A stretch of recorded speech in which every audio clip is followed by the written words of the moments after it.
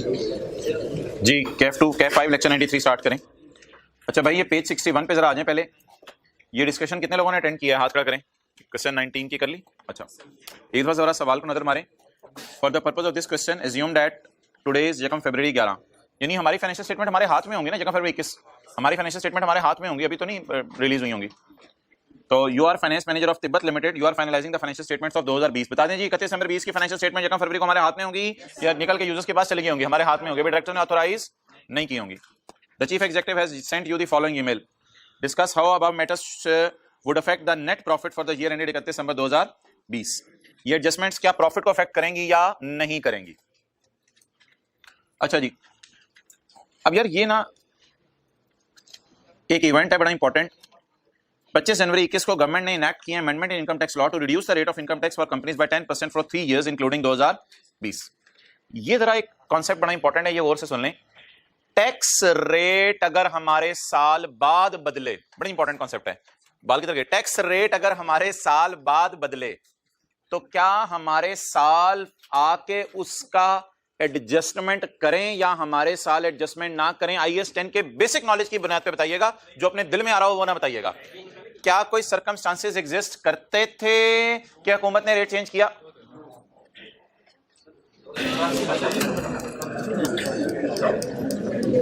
जी, क्या कोई circumstances exist करते थे या साल के बाद ही हुकूमत ने डिसीजन लिया? तो it relates to circumstances that arrows.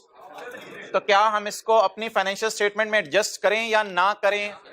अगर एडजस्ट नहीं करना तो हमारे साल एंट्री, अगर हमारे साल एंट्री नहीं होनी तो हमारे साल का प्रॉफिट पे इफेक्ट नहीं पड़ेगा। ये सवाल की रिक्वायरमेंट थी। अच्छा इसमें ना ये भाई पूछ रहे थे एक सवाल पॉइंट 4। यार ये एक थोड़ा सा ना अच्छा एक पॉइंट आया था, उसमें ये लिखा हुआ था कि दिसंबर 20 में गवर्नमेंट ने अनाउंस, बहरहाल आप डिस्कशन अटेंड कीजिएगा, government has announce compensation for entities which have not terminated any employees इन 2020। तो कहते हैं कोरोना की वजह से जिन एम्प्लॉयज को आपने जो है वो नहीं निकाला, हम आपसे बड़े खुश हैं। और 2020 के अंदर हुकूमत ने अनाउंस कर दिया कि हम ऐसे लोगों से खुश हैं। अंडर द स्कीम, हमारे साल से पहले अनाउंस हो गया, under the scheme these entities would be reimbursed 25% of salary expense 2020। हुकूमत खुश हो कि उन्हें 25% एम्प्लॉयज की सैलरी वापस करेगी, हुकूमत अपनी तरफ से वापस करेगी। TL would initiate the process of obtaining the reimbursement after audit। हम हुकूमत के पास ऑडिट के बाद जाएंगे and the reimbursement might take few months, और फिर हुकूमत की प्रोसीजरल फॉर्मेलिटीज पूरी होके कई महीनों बाद हमें इंशाल्लाह पैसे मिल जाएंगे। अब भाईजान जहन में बिल्कुल ये आता है एडजस्टिंग इवेंट है, क्योंकि साल से पहले हुकूमत इसको अनाउंस कर चुकी है भाई। लेकिन ये जब आपने गवर्नमेंट के पास जाना होता है ना, तो ये एक नॉर्मल इवेंट नहीं है, ये एक एबनॉर्मल इवेंट है जिसमें हुकूमत ने ऐलान किया है सारी कंपनीज को कि आप हमारे पास आ जाएं तो हम आपको पैसे क्या कर देंगे? रीइंबर्स कर देंगे। मुझे ये बताएं, अगर मैं इस रिसीवेबल को बुक कर लूं हुकूमत से, तो क्या हुकूमत को भी पता है कि ये पेएबल है हमें? जब तक मैं चला ना जाऊं, जब तक मैं चला ना जाऊं तब तक हुकूमत को भी पता है मुझे ये पैसे देने हैं। बोले बोले बोले सोचे, पाकिस्तान में आपको पता है लाखों कंपनीज हैं, उन लाखों में से एक कंपनी हमारी है तिब्बत। क्या तिब्बत वाले लेने चले गए या लेने जाएंगे? लेने जाएंगे। तो मैंने यही डिस्कशन में आपसे बात की थी कि अभी हम पैसे लेने नहीं गए, असूली तौर पे मैं मान रहा हूं ये मेरा रिसीवेबल है और कोई मुझे इस रिसीवेबल से रोक नहीं सकता। लेकिन भाई ऑडिट के बाद ये सारी फॉर्मेलिटीज पूरी होंगी तो मेरा मांगना जरूरी है अगले बंदे के देने के लिए। जब तक मैं मांगूंगा ही नहीं तो अगले बंदे ने पे ही नहीं करना। तो अगर मैं मांगूंगा तो अगला बंदा पे करेगा ना। अगर ईयर एंड से पहले मैं जा चुका होता और पैसे अभी ना मिले होते तो फिर तो मैं कहता रिसीवेबल फ्रॉम गवर्नमेंट है। अभी ऑडिटर्स पूछेंगे भाई रिसीवेबल फ्रॉम गवर्नमेंट है, बताओ क्या क्या डॉक्यूमेंट्स हैं आपके? मैं कहूंगा मेरे पास तो कोई डॉक्यूमेंट ऐसे नहीं, मेरा इरादा है इंशाल्लाह जाने का हुकूमत से मांगने का। तो ये थोड़ा सा डेलिकेट सा पॉइंट है, सारी बातें कोई ना कोई एक दो पंगा डालता है। आप दूसरी जस्टिफिकेशंस भी दे सकते हैं, बहस ना बढ़ाएं। हाँ चलें बढ़ा लें। एंटाइटल्ड वो तो फील कर रहा है, लेकिन जाने के बाद पैसे मिलने हैं या सोच पे पैसे मिल जाएंगे? वर्चुअली सर्टन में आपको याद है इंश्योरेंस कंपनी एग्री कर लेती थी, सप्लायर एग्री कर लेता था, जज फैसला सुना देता था। तो मुझे तो उस किस्म की बात नहीं लग रही, शायद ICAP का भी जो बंदा सोच रहा था उसने ये वजह सोची है। बहरहाल चीजें यार थोड़ी जजमेंटल हैं इस सवाल में। हाँ पूछो। उसने अनाउंस कर दिया, हमारा जाना जरूरी है या वैसे भी बांट देगा। अब बेनजीर इनकम सपोर्ट के पैसे हैं, कई लोगों को पता 10 सालों से ATM कार्ड इस्तेमाल नहीं किया उन्होंने, तो बस हुकूमत के पैसे हैं, ठीक है वो नहीं जाते तो हुकूमत के पैसे हैं। क्या चीज? हमारे लिए रिजर्व नहीं रखे होंगे। लाखों कंपनी के लिए हुकूमत ने अनाउंस किया है, उन लाख में से जो 10,000 जाएंगे उनको मिल जाएंगे, जो नहीं जाएंगे हुकूमत को नहीं उनको देगी। जाना जरूरी है ना, इसके लिए जाए बगैर तो नहीं अगले को इल्हाम हो जाना। तो कुछ इस किस्म की वजह थी, शायद इसी वजह से एग्जामिनर ने ये सोच के ये जवाब दिया इसका। एक्सपेक्टेड इनफ्लो ऑफ टैक्सेस, क्या एक्सपेक्टेड इनफ्लो ऑफ टैक्सेस, मिसाल के तौर पे रीइंबर्समेंट इस वजह से लगे, इस वजह से वो हमारा कंडीशन ऐसे होगा या नहीं होगा। इस पर से क्लास की बात कर लो, बात फिर लंबी हो जाएगी थोड़ी सी। ओके, अब जी स्टार्ट करें। आप वापस आ जाएं IFRS 9 की तरफ। बहरहाल आपको पता है हर कोई अटेम्प्ट में एक दो एडजस्टमेंट पंगे वाली आती है। वापस आ जाएं IFRS 9 में। तो you are supposed to take 50% marks. Page number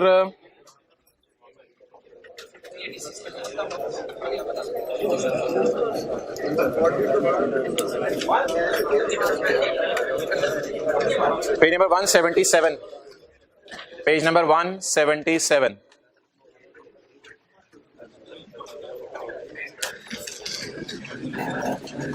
भाई कल फेस वैल्यू क्या थी? 50,000। पेज 177 के एंड पे हूं मैं। कल परचेज प्राइस क्या थी?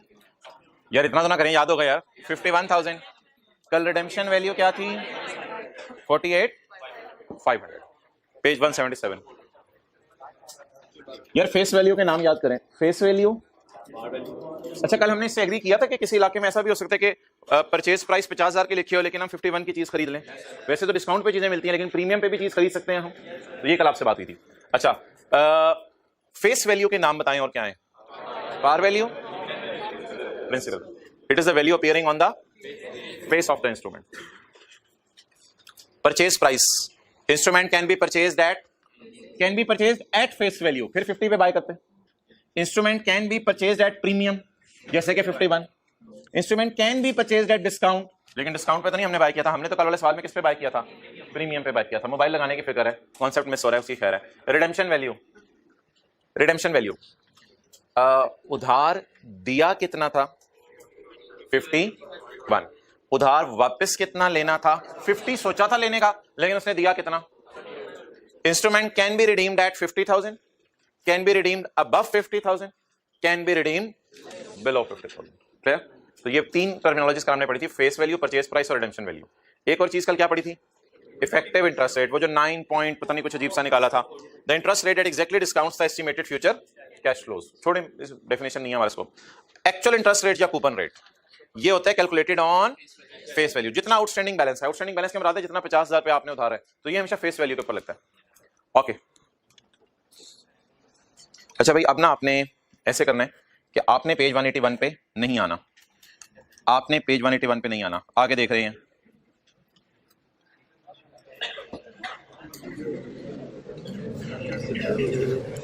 ये चारों कॉलम जबानी फिल कर दें, कैलकुलेटर पकड़ के जबानी फिल कर दें, पेज पे ना आए।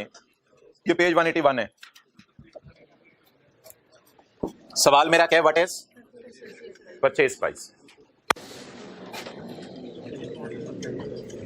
ये चारों, चुप चुप चुप ना बताओ ना, चारों फिल करें अलग अलग, शायद कैलकुलेटर की जरूरत एक दो में ना भी पड़े, जबानी हो जाए।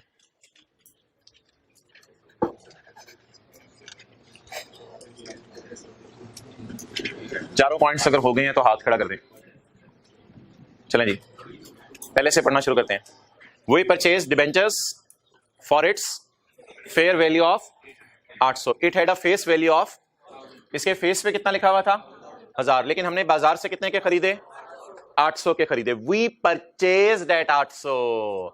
बता दें परचेज कितने पे किए, तो बता दें व्हाट इज परचेज प्राइस। और आपको पता है परचेज प्राइस से अमोर्टाइजेशन शेड्यूल शुरू होता है, परचेज प्राइस जमा ट्रांजैक्शन कॉस्ट से। A debt instrument having face value of 1,000 is purchased at a discount of 20%। मरी वाला सिनेरियो हुआ, यानी 1000 वाली चीज महंगी मिली या बल्कि सस्ती बिकी। पिशावर वाला सिनेरियो हुआ, 1000 minus 20% of 1000 is equal to 800। A debt instrument having face value of 1000 is purchased at a discount of 200।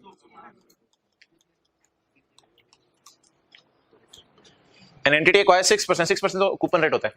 अभी मैं आपको ये सफा खुलवाऊंगा थोड़ी देर में। 6% कौन सा, फिर आप नोट भी कर लीजिएगा चीजें, अभी ना खोलें। ये कूपन रेट होता है जो फेस पे लिखा होता है, जैसे कल 12% था।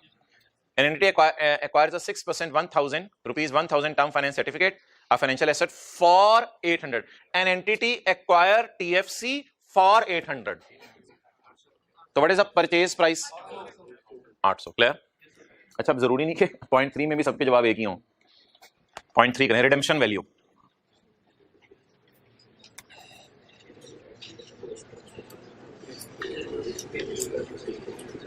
कभी डिस्काउंट परसेंटेज में गिवन होता है, कभी डिस्काउंट अमाउंट में गिवन होता है, कभी प्रीमियम परसेंटेज में गिवन होता है, कभी जी। चारों पढ़ लिए? क्या जवाब है चारों का? 800 नहीं। We redeemed that instrument at it had a face value of, तो what is redemption value? 1300। एक होती है परचेज प्राइस, एक होती है रिडेम्पशन वैल्यू। परचेज प्राइस होता है उधार दिया कितना, और रिडेम्पशन वैल्यू होता है उधार वापस कितना लिया।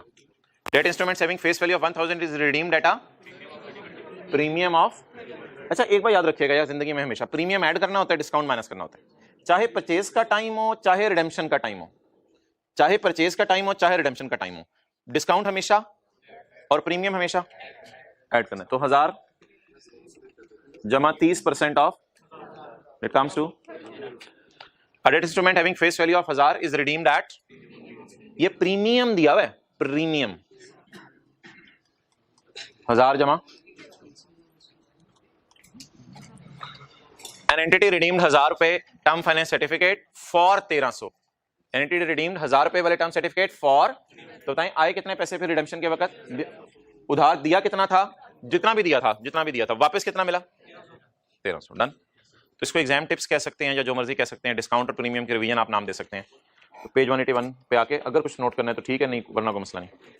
पेज 181,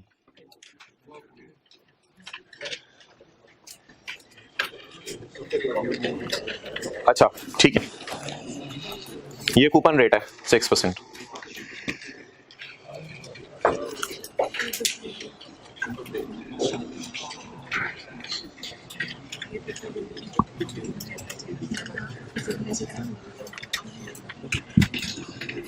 ओके, अब 2-4 मिनट लगाएं। एक सवाल कल जो मैंने कहा था करते हैं, लेकिन नहीं किया था, कर लेते हैं। Question 13, page number 385।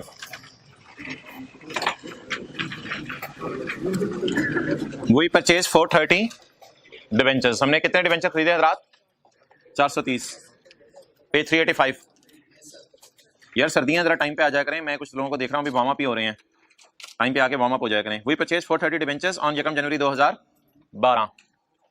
Following further information is available. क्या परचेज किए हैं? डिवेंचर परचेज किए हैं या शेयर परचेज किए हैं? अगर शेयर परचेज करें तो डिविडेंड मिलेगा, और डिवेंचर परचेज करें तो इंटरेस्ट मिलेगा। फेस वैल्यू इज 100 पर डिवेंचर।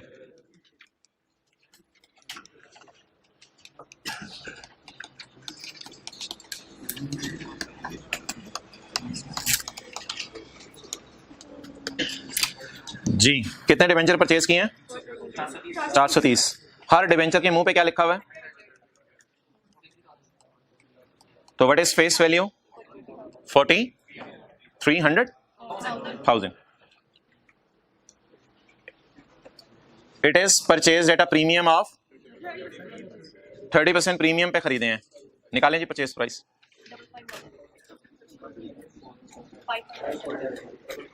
43,000 इंटू 130% भी तो कर सकते हैं ना यार, या जमा 30% ऑफ। अच्छा डिस्काउंट्स आपको पता है माइनस होते हैं चीजों में से, प्रीमियम ऐड होते हैं, प्लस 30% ऑफ जी 55। यार अफसोस की बात है 43,000 वाली चीज हमें 55,900 में बाय करनी पड़ी। 43,000 वाली चीज 55, शायद हम इसलिए महंगी बाय करने को तैयार हो गए, कोई हमें इंटरेस्ट वगैरह मिलने की उम्मीद होगी जिस वजह से हम तैयार हो गए। तो आगे पढ़ें जी। Transaction cost is 2000 is carries interest at the rate of, हमें इंटरेस्ट नहीं मिलना। इंटरेस्ट हमें जो एक कमाया वाला जरूर होगा, मिलना कोई नहीं इंटरेस्ट। ऐसे भी जीरो कूपन बॉन्ड भी होते हैं, यानी जीरो कूपन बॉन्ड से मुराद है डिबेंचर। अच्छा ये जीरो कूपन डिबेंचर है, यानी हमें इंटरेस्ट कोई नहीं मिलना। टेन्योर इज 3 years, लेकिन हमें जब उधार वापस आएगा इतना ज्यादा प्रीमियम मिल जाएगा कि शायद हम बाकी सारी चीजें करने को तैयार हैं, ट्रांजैक्शन कॉस्ट भी पे करने को तैयार हैं। जब उधार दिया है उस वक्त ज्यादा उधार देना पड़ा, लेकिन जब वापस लेंगे तो बहुत ही ज्यादा वापस मिल जाएगा।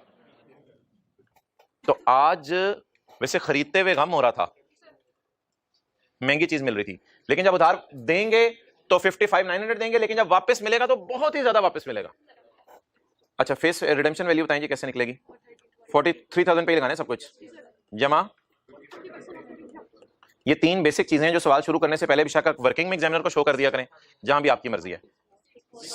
64500। उधार के मुंह पे क्या लिखा था?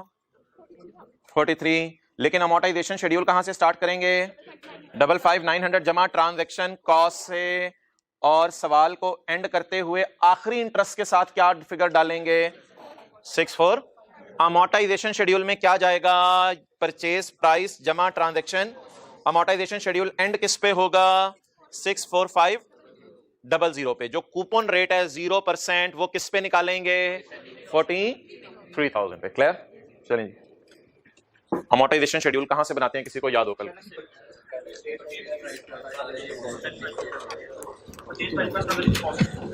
डेट,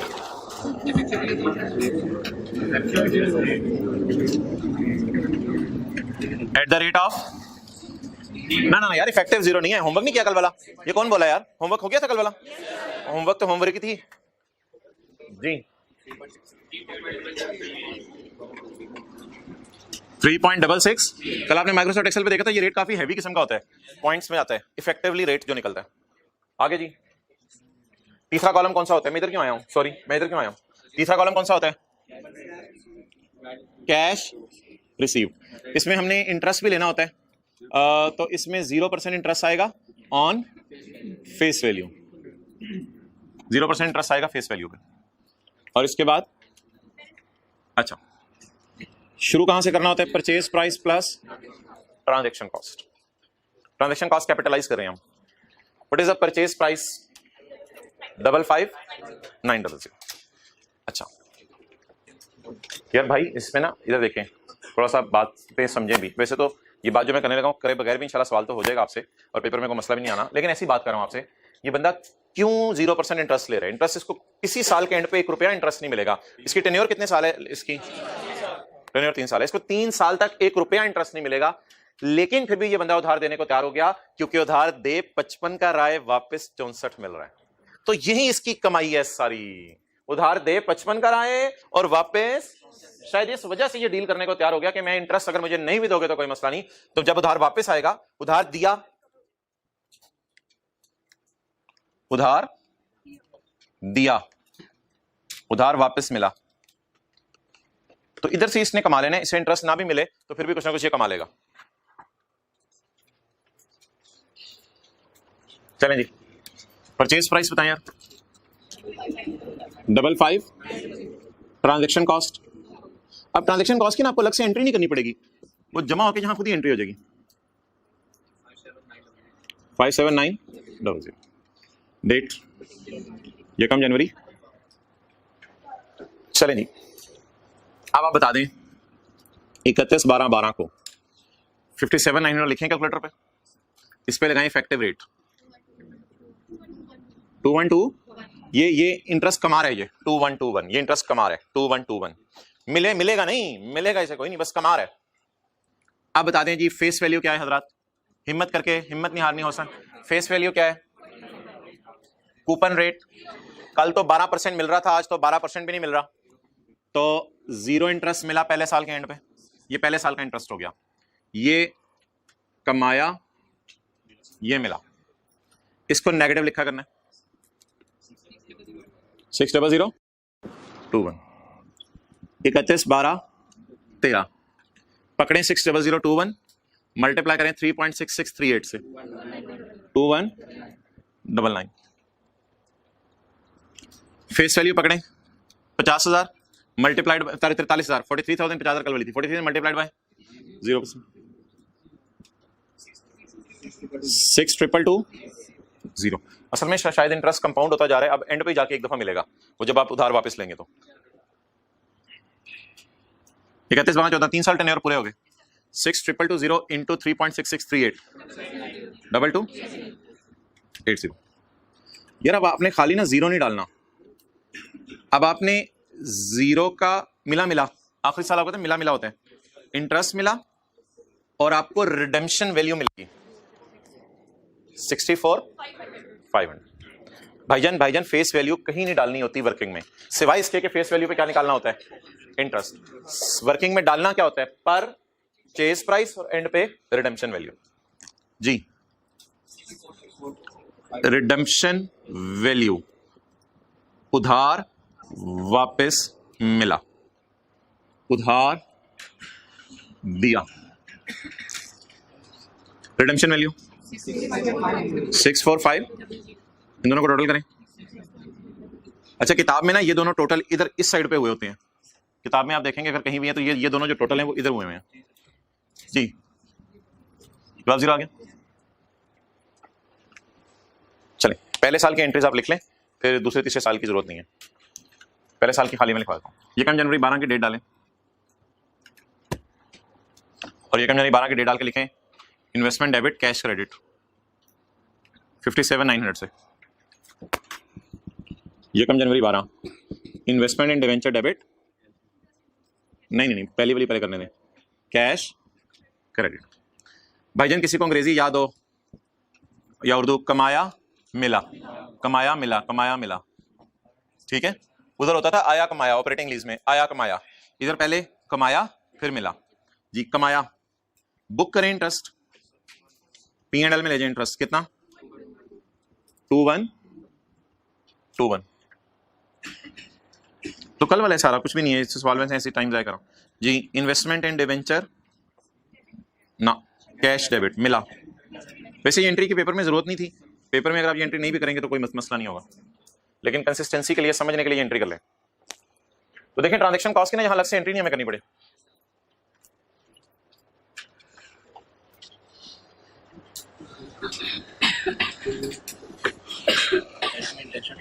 जी, वो मैंने भी समझाना है। दूसरी कंपनी पे फिर नाम लिखेंगे।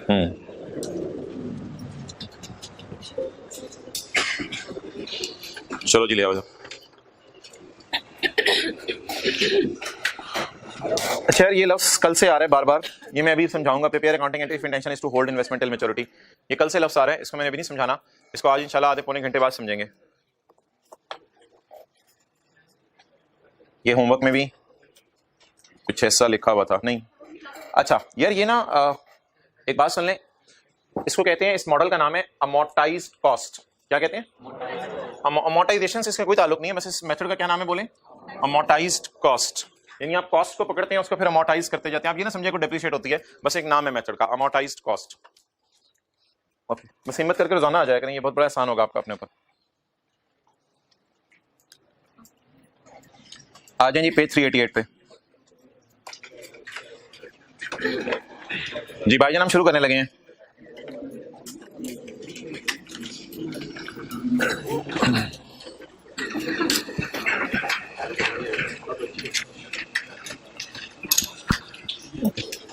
अच्छा यार, वैसे ही आपसे पूछ रहा हूं, जरा क्वेश्चन 13 में आए। क्वेश्चन 13 में ये 3 साल का टेन्योर था, हमने उधार दिया कितना था? 55। उधार दिया, मैं आउटफ्लोज और इनफ्लोज बना रहा हूं। उधार दिया कितना था?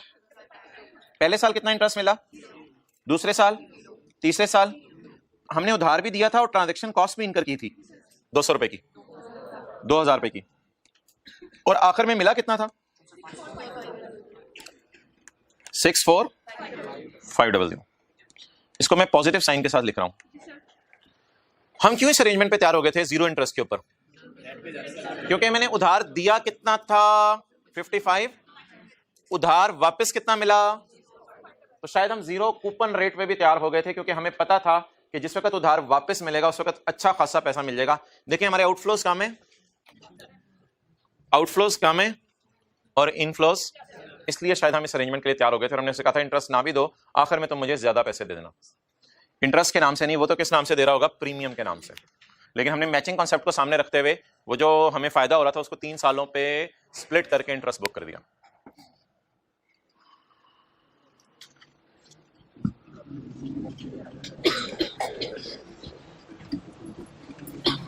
अच्छा भाई, थोड़ी देर के लिए ना आपने तकरीबन 20 मिनट तक इसको नहीं देखना।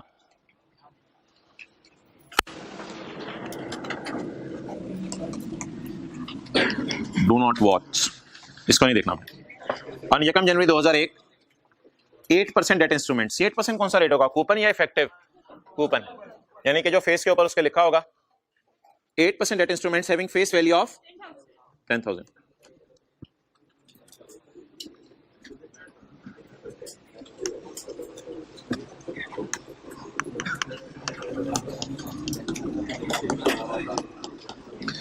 Was purchased at a premium of 5%। थोड़ा सा इस तो अच्छा,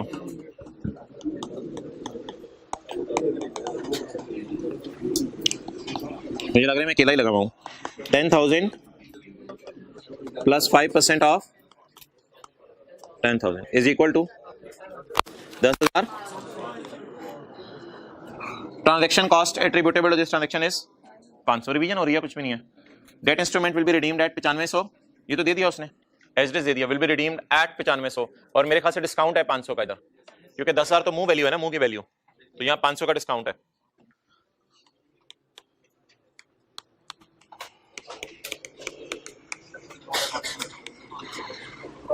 और ये कम जनवरी 2005, ओ तेरी खैर, 2001, 2002, 2003, 2004, 4 साल का लोन है ये। Interest will be received at the end of eight the rate of 8%, eight the rate of accounting year and is 31 December every year. Effective rate is 4.065%। Effective rate कितना है? 4.065%। असल में भाई इफेक्टिव रेट एक्चुअल रेट से कम क्यों है ये सुन लें। इफेक्टिव रेट एक्चुअल रेट कितना है? इंटरेस्ट हम क्या समझ रहे हैं, हम कितना कमा रहे हैं, लेकिन हकीकत में कितना कमा रहे हैं। ये क्यों रेट गिरा? जब आपने चीज खरीदनी थी ना, तो 10,000 वाली चीज आपको 500 रुपए महंगी मिली, 500 का ये नुकसान हुआ, 500 का ये नुकसान हुआ। जब आपने चीज वापस की, समझ लें कि जब उधार आपको वापस मिल गया, तो फिर आपको सिर्फ कितने पैसे मिले? इधर भी आपको 500 का नुकसान हुआ, इधर भी आपको 500 का नुकसान हुआ। 10,000 किसी बंदे को उधार देना था, दिया कितना? 500, यहां नुकसान हुआ। उससे 10,000 वापस लेना था उधार, सिर्फ उसने कितना वापस किया? 500 का नुकसान इधर हुआ, 500 का नुकसान इधर हुआ, और 500 का नुकसान इधर हुआ। इत्तफाकन तीनों नुकसानों की अमाउंट बराबर है। ये 1500 का नुकसान है। इस 1500 के नुकसान ने 8% के रेट को गिरा के 4.065% कर दिया। क्लियर? तो दैट इज द रीजन जो कल मैंने आपसे शेयर की थी। ज्यादा भी हो सकता है, ज्यादा भी हो सकता है, कोई मसला नहीं। ज्यादा कब होता? मैं मिसाल के तौर पे इधर 10,000 है, इधर मैं 9800 लिख दूं, इधर मैं 9800 लिख दूं, और उधर जो है 9500 की जगह 15,000 लिख दूं, फिर ज्यादा भी हो सकता है। 8% से बढ़ के जो है वो 10%, 12% पे भी जा सकता है, कोई भी रीजन हो सकती है। क्लियर? अच्छा, इसको आपने वॉच नहीं करना, जो मैंने डब्बे में ले लिया।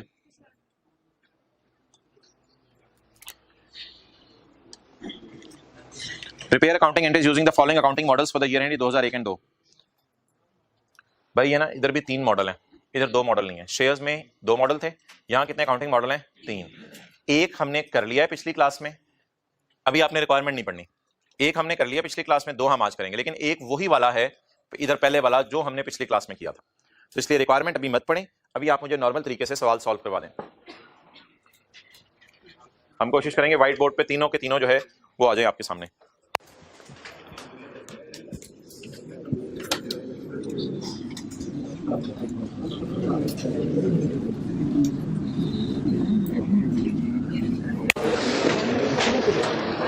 किस किस साल की एंट्रीज करनी है?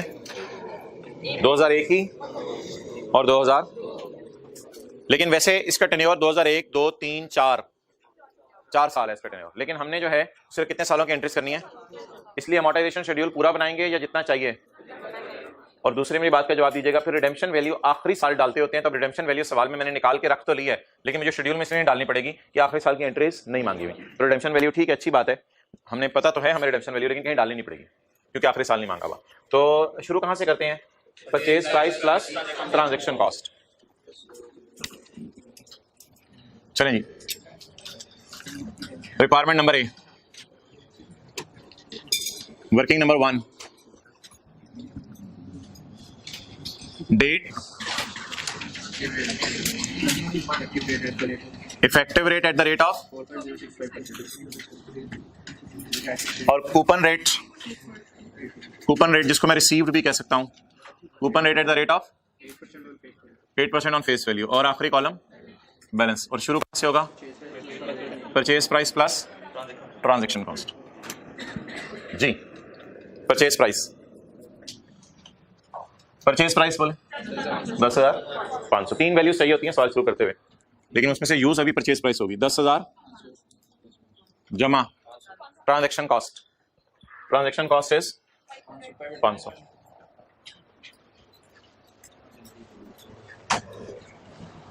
हिम्मत करके आपने मंडे को टर्म टेस्ट देने और उसमें जो है वो सारा होगा जो अभी तक हमने पढ़ा है। और भाई बैठ के दे दीजिएगा, कोई मसला ना कीजिएगा, इंशाल्लाह आधा आपसे हो जाएगा, आपकी जैसी भी तैयारी हो आधा इंशाल्लाह आपसे हो जाएगा। 11,000। आगे चलें जी, अब बता दें जी what is the effective rate? 4.0। Calculator पकड़ें। 11,000 जरा 4.0, पहले ये डेट बता दें क्या थी? 31/12/1। 11,000 जरा 4.065%, 447। कूपन रेट जो आपने लगाना होता है ना फेस वैल्यू, यानी कि जितना उसने इंटरेस्ट देना है 10,000, 10,000 का 8%,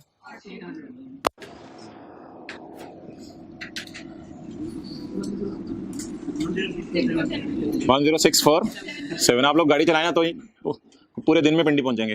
10647। अच्छा जी 31/12/2002। 10647 इंटू 4.06 4 30। कूपन रेट प्रिंसिपल पे लगेगा, प्रिंसिपल वैल्यू और फेस वैल्यू एक ही चीज है। कितना?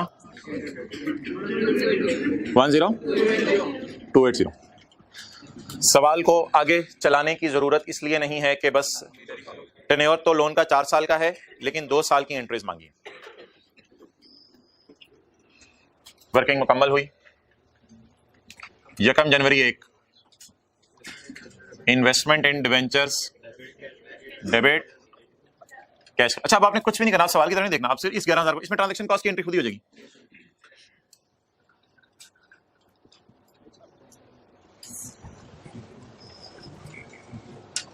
इकतीस 12/1 कमाया कितना?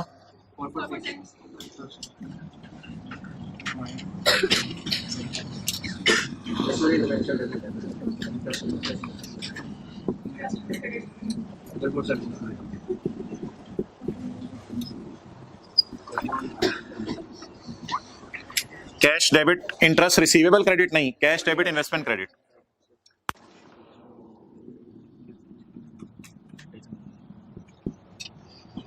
पहला साल खत्म हुआ, अब दूसरा साल शुरू होने लगा। कमाया मिला, ब्लू मार्कर लेने दो भी। 31/12/2002। It is all revision. इस तरह का हम पे 1 2 3 तीसरा चौथा सवाल करें आज। Investment in debenture debit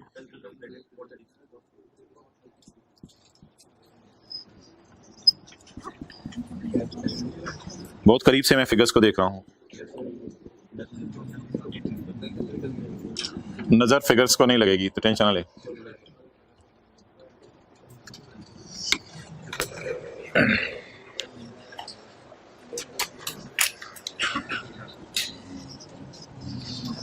SOCI सिर्फ मैं P&L बना रहा हूं, ओसीआई की जरूरत नहीं है। 2001 2002। 1-2 मिनट के लिए सबर कर लें बस। इंटरेस्ट इनकम पहले साल की, इधर से देखें बस 440, और दूसरे साल की देख लें, देख लें, 2 मिनट सबर कर दें ना, इधर देख लें 2 मिनट। इंटरेस्ट इनकम पहले साल की, दूसरे साल की।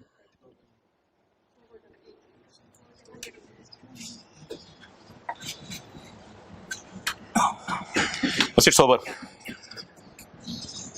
Balance sheet, assets, investment. अभी करंट नॉन करंट की बहस मेरे से ना कीजिएगा, ये किसी दिन कर लेंगे टाइम निकाल के, बस एसेट्स में फिलहाल डालें। इन्वेस्टमेंट इन डिवेंचर्स ना इधर से देखने की जरूरत नहीं, बस ये 10। इसमें अभी कोई करंट नॉन करंट की कभी बहस टाइम मिला तो कर लेंगे, कुछ नहीं इंपॉर्टेंट नहीं है। बस ये 31/12/1 का कैरी डाउन ये और 31/12/2 का कैरी डाउन ये 10647। चलें जी जी नहीं वो रिसीवेबल था, बुक होता जा रहा है, रिसीव ऐसे होता जाएगा। कोई मसला नहीं है भाई। ये कैरेट डाउन उठाए मैंने 1064 10280।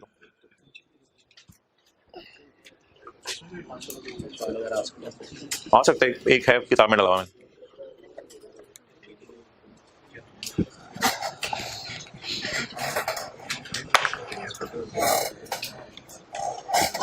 पार्ट ए मुकम्मल हुआ।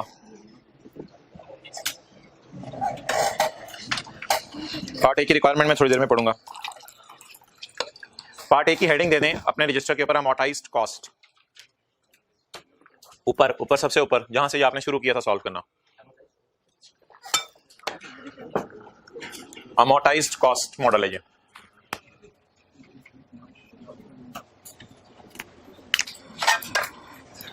अमोर्टाइज्ड कॉस्ट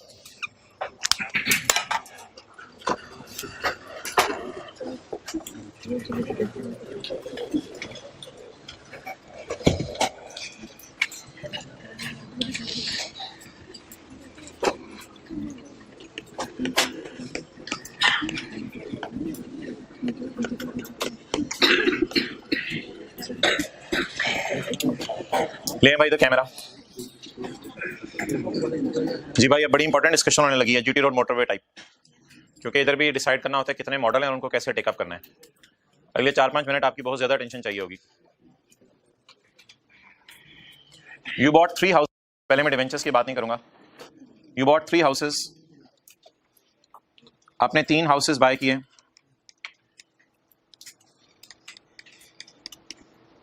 एक आपका घर है गुलबर्ग में, एक आपका घर है गुलबर्ग में। आपने उसे रेंट आउट कर दिया, आपने उसे रेंट आउट कर दिया फॉर 30 इयर्स। आपने उसे रेंट आउट कर दिया फॉर 30 इयर्स। 30 साल का आपने किसी से मुआहदा किया, 30 साल के लिए उसे घर किराए पे दे दिया आपने।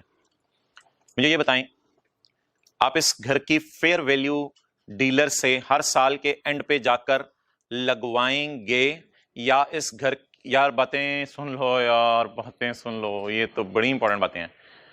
आप इस घर की फेयर वैल्यू डीलर से हर साल के एंड पे जाके लगवाएंगे या आप लीस्ट इंटरेस्टेड होंगे इसकी फेयर वैल्यू में? एक्सेलेंट, आप लीस्ट इंटरेस्टेड होंगे फेयर वैल्यू में, because you are only interested in rental income. You are only interested in, जो 30 साल के लिए किसी से वायदा हो गया कि घर तुम्हें मैं किराए पे देता हूं, तो बस बात खत्म होगी। आपकी नीयत ही है आपने इससे क्या कमाने, किराया कमाने। अब अगर कोई आके बता दे भाईजान गुलबर्ग में माशाल्लाह घरों की प्राइसेस बढ़ गई हैं, आप कहेंगे मेरी बला से मैंने तो किराया लेना होता है इधर से, और मेरे तो आगे प्रोग्राम भी कोई नहीं, बस ठीक है तुम प्राइसेस चीजों की बढ़ती हैं बड़े, मेरी बला से मैंने इससे सिर्फ क्या लेना है, किराया लेना है। अब आपका किस में आप इंटरेस्टेड होंगे? रेंटल और फेयर वैल्यू गेन कमाना आपकी इंटेंशन नहीं होगा। कैसे पता चला? 30 साल के लिए आपने घर किराए पे दे दिया, पीछे रह गया। दूसरा, आपका जो घर है वो है जी बहरिया टाउन के अंदर, वो आपने जो किराए पे दिया है तो उधर किराए पे आपने एग्रीमेंट किया है, ऐसे मिसाल दे रहा हूं, एग्रीमेंट किया है 5 इयर्स का, जो कि कैंसलेबल है at end of each year. आपको पता है जब घर लोग किराए पे देते हैं तो वो कहते हैं यार हमें 1 साल का आपको नोटिस देके घर छुड़वा भी सकते हैं, जो कि cancellable at end of each year, ठीक है। और यू मे सेल इट, और आपके अंदर की बात ये है, you may, I may, you पर भी यू लिखा हुआ चले, you may sell it if a good opportunity arise. अगर एक गुड अपॉर्चुनिटी अराइज होगी तो आप इसको बेच भी सकते हैं। आपने ये सोचा है, इसलिए आपने मुआहिदा ही ऐसे स्ट्रक्चर किया है कि अगले बंदे को कहा है मैं मुआहिदा किसी भी वक्त क्या कर लूंगा, कैंसिल कर लूंगा। डन। अच्छा, आप मुझे बता दें कि आप किराए में इंटरेस्टेड होंगे? जी बिल्कुल, क्योंकि आप किराया, जब तक आप घर किराए पे चढ़ा हुआ है किराया भी लिया करेंगे, किराया छोड़ा नहीं करेंगे। आप किराए में इंटरेस्टेड होंगे, आप बार बार पता चलवाया करेंगे कि इस घर का किराया मुझे मिला या नहीं मिला। अपने एजेंट्स वगैरह को कहेंगे जल्दी जाओ किराया लेके आओ, लेकिन बार बार डीलर्स की दुकान पे जाके इसकी फेयर वैल्यू भी पता चलवाएंगे, क्योंकि आपकी क्या नीयत है इस घर के पीछे। अगर अच्छी अपॉर्चुनिटी निकल आई तो मैंने इसे, इसलिए आपने एग्रीमेंट ही ऐसे ड्राफ्ट किया कि 5 साल का मुआहिदा किया, उसे कहा 7 साल बाद मैं कैंसिल करा सकता हूं, तू भाग जी। फिर मैं तेरे से कोई पक्का मुआहिदा नहीं करा लॉन्ग टर्म किस्म का। तो रेंटल इनकम में भी इंटरेस्टेड होंगे, plus plus plus fair value पता चलाया करेंगे डीलर से जाके, तो इसकी फेयर वैल्यू में भी इंटरेस्टेड होंगे। और एक आपका जो घर है वो घर है आपका जी मिसाल के तौर पे इजमीर सोसाइटी के अंदर। तो जो इजमीर सोसाइटी के अंदर आपका घर है, वहां आपने घर बाय किया है, आपने bought for sale, bought for sale, आपने खरीदा इसलिए कि कोई अच्छा ग्राहक निकला है तो इसको बेच दूंगा। हाँ, कोई 1-2-3 महीने को कोई किराए पे आके रह ले तो आप उसे कहेंगे यार वो आपकी मर्जी है, मैंने एक दिन के नोटिस पे छुड़वा लेना घर, ये मैंने बेचने के लिए लिया हुआ है। तो कोई करीबी बंदा था, उसने कहा यार हमारे घर में शादी हो रही है तो आपका घर खाली पड़ा है, यार कोई 2-4-10 दिन के लिए हमें दे दें। फिर कोई और बंदे आ गए, यार आपका घर खाली पड़ा है, हमारी पार्किंग का मसला पड़ा है, यार आप अपने घर के अंदर पार्किंग दे दें। जितना अर्सा आपके पास घर रहेगा, आप रेंटल इनकम कमानी है कमाते नहीं, वो आपकी मर्जी है, लेकिन आपकी नीयत क्या है? इसको बेचना। आप सिर्फ किस में इंटरेस्टेड होंगे? फेयर वैल्यू में। लेकिन अगर किराया आ जाएगा तो इनकार नहीं करेंगे। लेकिन यहां पे रेंटल इनकम को आप एक तरह का तोहफा समझेंगे, आपकी नीयत रेंटल इनकम कमाने की नहीं होगी, लेकिन अगर आ जाएगा तो इनकार भी नहीं करेंगे। क्लियर? तो same is the case for debentures, same is the case for debentures. Debentures भी मार्केट में ट्रेड होते हैं शेयर्स की तरह। अब अगर एक बंदे की नीयत है कि मैंने डिबेंचर होल्ड करना है टिल मैच्योरिटी, यानी मैंने जो उधार किसी बंदे को दे दिए हैं पैसे, डिबेंचर मैंने खरीद लिए हैं, डिबेंचर मेरी पॉकेट में ही रहने हैं 30 साल तक। अब आप डिबेंचर्स के इंटरेस्ट इनकम में इंटरेस्टेड होंगे सिर्फ, क्योंकि अब आपकी नियत है डिबेंचर को जेब में डाल के इंटरेस्ट कमाना। हाउस की जगह डिबेंचर और रेंट की जगह जहन में रखें इंटरेस्ट इनकम। अगर आपने डिबेंचर होल्ड कर लिए हैं और लॉन्ग टर्म नियत से होल्ड कर लिए हैं, आप डिबेंचर से सिर्फ क्या आने में इंटरेस्टेड होंगे? इंटरेस्ट कमाने में इंटरेस्टेड होंगे। लेकिन अगर आपने डिबेंचर खरीदे हैं but you may sell if a good opportunity rise, लेकिन अगर आप अब पूरी बातें ना पढ़ें, साथ साथ 100% चीजें लिंक नहीं होती, वो समझाना मकसूद है। अगर आपने डिबेंचर खरीदे हैं और आप चाहते हैं आई मे सेल दीज डिबेंचर, ये सारा नोट ना कीजिएगा, ये कोई इन्वेस्टमेंट प्रॉपर्टी मैं नहीं समझा रहा, इन्वेस्टमेंट प्रॉपर्टी के रूल ही अलग हैं। हाउस किराए पे देने वो इन्वेस्टमेंट प्रॉपर्टीज होती हैं, उनके रूल अलग हैं, उनके ये भी रूल नहीं है, पता नहीं। तो अगर आपने जो है वो डिबेंचर इस नियत से लिए हैं कि इनसे इंटरेस्ट भी कमाता रहूंगा, साल 2 साल 3 साल 6 साल इंटरेस्ट कमाता रहूंगा, लेकिन अगर प्राइस लग गई इसकी तो मैं बेच भी सकता हूं, तो फिर आप इसके किस किस में इंटरेस्टेड होंगे? इंटरेस्ट इनकम में भी और डिबेंचर की फेयर वैल्यू में भी। अभी तक जितने सवाल मैं कर रहा हूं, मैं उसमें डिबेंचर्स की कैरिंग अमाउंट ले रहा हूं, फेयर वैल्यूज नहीं ले रहा। कल से डिबेंचर्स की कोई फेयर वैल्यू मैंने आपको सवाल में गिवन नहीं की, इसको तो कैरिंग अमाउंट कहते हैं ना, जितने में बैलेंस शीट्स में नजर आ रहे हैं। और अगर आपने डिबेंचर खरीदी इसलिए है कि किसी से आपने सुना था डिबेंचर भी महंगे हो जाते हैं, तो फिर तो जितना अर्सा आपके पास डिबेंचर पड़े रहेंगे, इंटरेस्ट तो आता ही रहेगा, तोहफे के तौर पे इंटरेस्ट तो आता ही रहेगा। लेकिन जो डिबेंचर बड़े बड़े महंगे हो रहे हैं, असल में आप वही प्राइस जानने में इंटरेस्टेड होंगे। क्लियर? तो कितनी नियत से डिबेंचर लिए जा सकते हैं? एक लॉन्ग टर्म नियत से टू अर्न इंटरेस्ट ओनली, जिसमें आपको इंटरेस्ट भी आएगा और फिर आखिरी साल आपका प्रिंसिपल भी वापस मिलेगा। तो अगर आपने डिबेंचर 10 साल के लिए ले लिया तो इसमें आपको 10 साल इंटरेस्ट आएगा और 10 साल बाद आपका प्रिंसिपल भी वापस मिल जाएगा।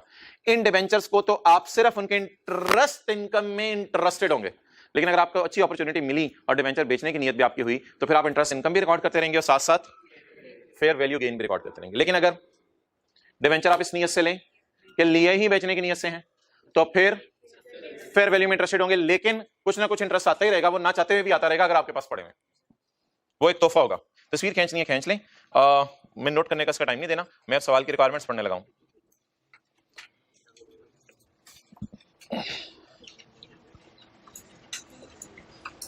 ग्रुप बनाया हुआ 3-4 बच्चों ने मिलकर अपना, ठीक है, उसमें फेंक लें।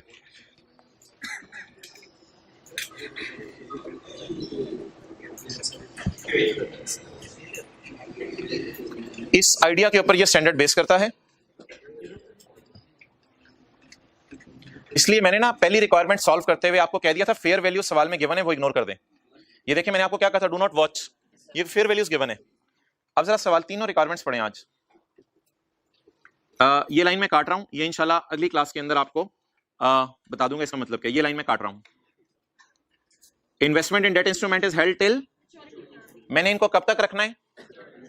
टू गेट कॉन्ट्रेक्चुअल, भाई कॉन्ट्रेक्चुअल कैश फ्लोज दो होती हैं, एक आपको इंटरेस्ट मिलना होता है, एक आपको रिडेम्पशन वैल्यू मिलनी होती है आखिर में, इसे कहते हैं कॉन्ट्रेक्चुअल कैश फ्लोज। जरा अंडरस्टैंड कीजिएगा कॉन्ट्रेक्चुअल कैश फ्लोज क्या होती हैं, जो कॉन्ट्रैक्ट में लिखी हो। कॉन्ट्रैक्ट में फेयर वैल्यू नहीं लिखी होती, फेयर वैल्यू किसी को नहीं बता होती। कॉन्ट्रेक्चुअल कैश फ्लोज क्या होती हैं, मैं जरा आपको पहले कॉन्ट्रेक्चुअल कैश फ्लोज बता दूं क्या होती हैं। कल वाला सवाल याद आ रहा है? 51,000 और 6,000 48। इस सवाल में मैंने कहीं आपको फेयर वैल्यू नहीं दी थी, तो 51,000 तो आपकी इन्वेस्टमेंट हो गई ना।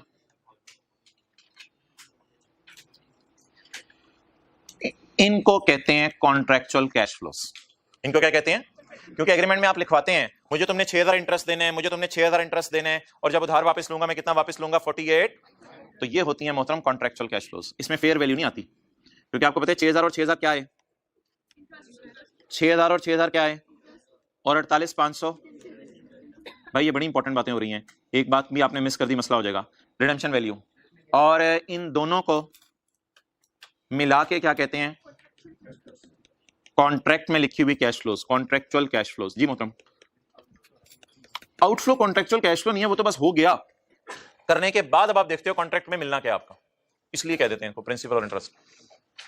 तो 51 पे करके अब कॉन्ट्रैक्चुअली आपको कितना मिलना है, 6,000 इंटरेस्ट मिलना है, और एंड पे कितना मिलना है, 48,500। It is called as contractual cash flow. अब इसमें कहां है फेयर वैल्यू, कहीं नहीं है फेयर वैल्यू।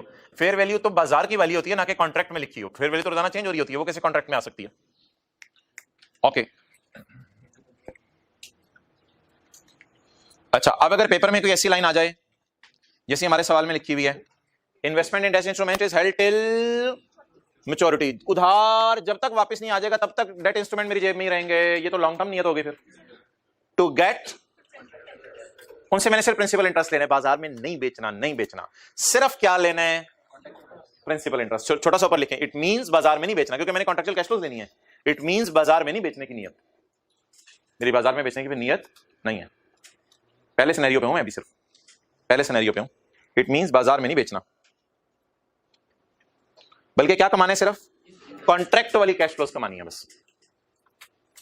अच्छा, एक और पॉसिबिलिटी क्या हो सकती है, investment in debt instruments is held to collect principal and interest, and principal भी लूंगा इंटरेस्ट भी लूंगा, and to sell it if अगर अपॉर्चुनिटी आ गई बीच में बेच दूंगा, वरना एंड पे तो 48,500 मिलना ही मिलना है, एंड पे तो 48,500 कॉन्ट्रैक्चुअल मिलना ही मिलना है, वो भी ले लूंगा। लेकिन अगर वो ना लेना हुआ, एंड एक और चीज भी ले सकता हूं, वो क्या, तो वो जो घर हमने बहरिया टाउन में किराए पे दिया हुआ था, उसमें मैंने ये सोचा था किराया भी लेते रहेंगे, और अगर प्राइस अच्छी निकल आई तो बेच भी देंगे। और इधर तो आपने इंटरेस्ट कमाना ही नहीं है, इधर आप किसमें इंटरेस्टेड है, सिर्फ खरीद के आपने डेट इंस्ट्रूमेंट बेचने। तो बता दें कितनी नियत हो सकती है, 3। नंबर 1 इंटरेस्ट और रिडेम्पशन वैल्यू लेने की नियत है बस, इसको कहेंगे अमोर्टाइज्ड कॉस्ट मॉडल। इसे क्या कहेंगे, इधर भाईजान 3 मॉडल हैं, अमोर्टाइज्ड कॉस्ट, ये जो होगा ना, इसको भी फेयर वैल्यू मॉडल कहेंगे, इसको भी फेयर वैल्यू मॉडल कहेंगे। क्यों क्यों क्यों, हाँ, इस घर की भी फेयर वैल्यू में मैं इंटरेस्टेड हूं, इस घर की भी फेयर वैल्यू में मैं इंटरेस्टेड हूं। तो जब मैं अपने मुंह से बोल रहा हूं कि मैंने डिबेंचर हेल्ड करने हैं टिल मैच्योरिटी तक, नहीं हेल्ड करने हैं कॉन्ट्रैक्चुअल कैश फ्लो लेने के लिए, मैच्योरिटी से पहले भी बेच सकता हूं अगर अच्छी अपॉर्चुनिटी निकल आई, तो फिर मैं किसमें इंटरेस्टेड हूंगा, हाँ मुझे पता है रेंटल में भी हूंगा, लेकिन बेसिकली किसमें इंटरेस्टेड होगा, फेयर वैल्यू में। और अगर डिबेंचर मैंने रखे ही किस लिए हैं, मैंने खरीदे हैं कि मैंने इंटरेस्ट उसको नहीं कमाना, इनको बेच दूंगा, लेकिन जितना साथ बेचूंगा नहीं तब तक तो इंटरेस्ट आता रहेगा ना। अच्छा, स्टैंडर्ड ये कहता है यार इसका गेन ना ओसीआई में ले जाओ और इसका गेन P&L में ले जाओ, तो ये जो सेकंड कैटेगरी वाली है इनका गेन हम ओसीआई में डाला करेंगे, क्योंकि बेचने की नियत है, पता नहीं कब बेचें क्या बेचें, इसलिए इन गेन को अनरियलाइज रखेंगे और इसके गेन को क्या करेंगे, रियलाइज कर देंगे। डन हो गया। तो अब 3 मॉडल हो गए, कितने जी, 3। कौन कौन से, amortised cost, amortised cost model में क्या इग्नोर करनी है, फेयर वैल्यू, फिर सवाल सॉल्व करते इग्नोर करनी है अगर गिवन भी कर दे, क्योंकि हमारी नियत फेयर वैल्यू कमाना ही नहीं है, टिल मैच्योरिटी हमने उधार बस वापस ही लेना है, बाजार में नहीं बेचना, उधार भी बाजार में बिकते हैं, डिबेंचर भी बाजार में बिकते हैं जैसे शेयर बिकते हैं। और दूसरी नियत थी हमारी अच्छी प्राइस निकल आई तो बेच देंगे, तो फेयर वैल्यू बार बार पता चला रहे होंगे जाके। और तीसरी है नियत ही क्या है, बेचने। चलें जी भाईजान, अब जब रिक्वायरमेंट बी और सी सॉल्व होने लगी है ना, तो अब मैं इसको मिटा रहा हूं। अब तो ये दूसरा और तीसरा वाला मेरा घर है ना, एक घर में मैंने ये मार्जिन रखा हुआ है, प्राइस अच्छी निकल आई तो बेच दूंगा, और दूसरा घर जो था, और तीसरा घर रखा ही इसलिए हुआ है कि बेचना है। अब मैं किसमें इंटरेस्टेड हूँ, बी और सी सॉल्व करते हुए, लेकिन इंटरेस्ट भी निकलवाइएगा, क्योंकि जब तक बेचूंगा नहीं तब तक इंटरेस्ट तो मुझे मिलता रहेगा। चलें जी, अब कौन सा मॉडल में सॉल्व करने लगा हूं, डी। मैं सी इधर सॉल्व करूंगा, इधर मैंने जगह छोड़ दी है, वो आसान सा है, बी में इधर सॉल्व करने लगा।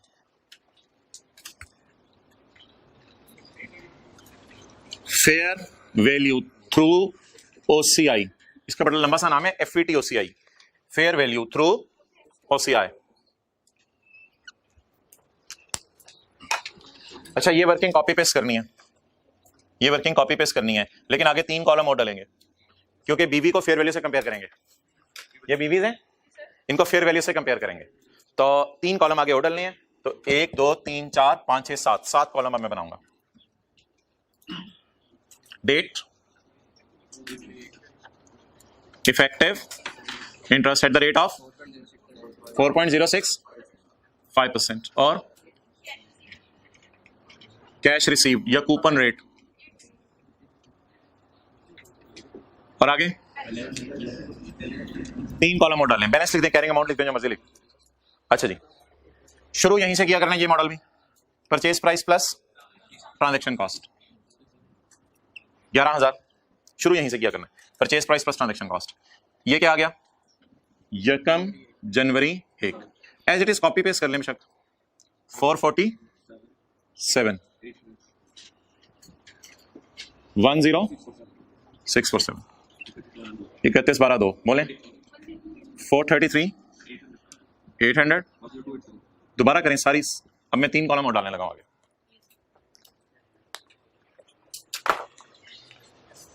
जी ये कैरिंग अमाउंट किस दिन की है? इसको कौन सी फेयर वैल्यू से कंपेयर करूं? 11,200 से। ये कैरिंग वैल्यू किस दिन की है? इसको किससे कंपेयर करूं? लेकिन एक हिंट, पेपर में टाइम सेव करने के लिए और मार्क्स गेन करने के लिए आपने ये वाली एंट्रीज पहले एक दफा कर देनी है। ये वाली एंट्रीज एज इट इज आपने कर देनी है। फिर फेयर वैल्यू की एंट्री की मैं दोनों सालों में जगह छोड़ दूंगा। तो अब मैं 2 सालों की एंट्रीज करने लगा हूं, 2 सालों की एंट्रीज करने लगा हूं। चलिए जी, यकम जनवरी 2001, एंट्री 11,000 की बताएं जी। Investment in debenture cash credit कितना जी? 11,000। 31/12/1 447 की एंट्री। इन्वेस्ट यार वही रेपिटेशन हो रही है सारी। Investment in debenture debit, interest income credit 31/12/1 कमा लिया। अब आ भी गया cash debit investment in debenture कितने से? एक एंट्री की मैं जगह छोड़ा हूं 31/12/1 को, जो मैंने इसको फेयर वैल्यू पे लेके जाना है उसकी मैं जगह छोड़ा। 1 मिनट सब्र करें, अगले साल की एंट्रीज में सामने कर देता हूं ताकि जरा कॉन्सेप्ट अच्छा क्लियर हो जाए। अब ये कौन सा साल शुरू होने लगा? 2002 में क्या मैं डिवेंचर दोबारा खरीदूंगा, इंटरेस्ट कमाऊंगा, मिलेगा भी। 31/12/2002 इन्वेस्टमेंट इन डिवेंचर डेबिट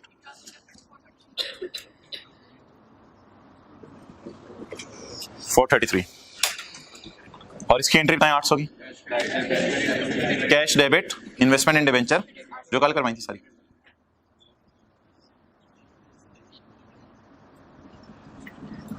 जी कितनी? एक एंट्री की मैं जगह छोड़ देता हूं 31/12/2002 को, जो इसका कौन सा गेन या लॉस आने? फेयर वैल्यू गेन या लॉस। चले नोट करो।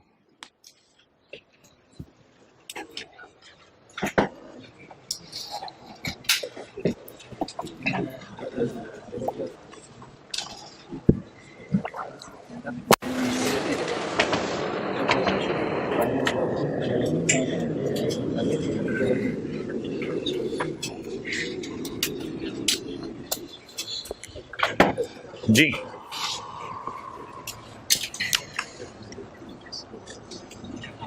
फेयर वैल्यू ये क्या थी? Carrying amount. साल के शुरू की फेयर वैल्यू नहीं दी होगी, बस 31/12/1 की फेयर वैल्यू आपको दी होगी। 31/12/1 की fair value 11,200।